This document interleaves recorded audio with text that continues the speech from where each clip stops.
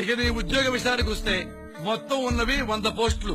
అందులో 50% reservation category కింద పోతాయి. అంటే ఎస్సీకి 15%, ఎస్టీకి 7.5%, ఓబీసీకి 27%. మిగతావి మా రాజకీయ నాయకులు ఉన్నారు కదా, బంపర్ బొనంజాలు ఇస్తుంటాం కదా, అవి స్పోర్ట్స్ కోటా కింద, ఎక్స్ సర్వీస్ మెన్ కింద, హ్యాండిక్యాప్డ్ కింద, తెచ్చినోడికి బతినోడికి మొత్తం కలిపి 50%.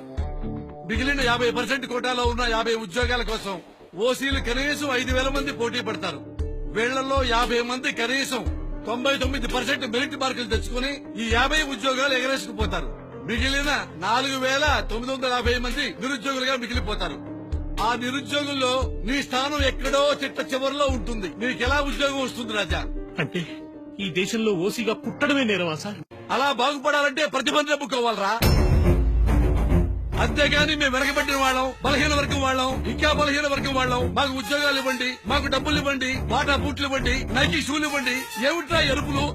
Please subscribe. Please do subscribe. Please subscribe. Please subscribe. Please subscribe to our YouTube channel. All the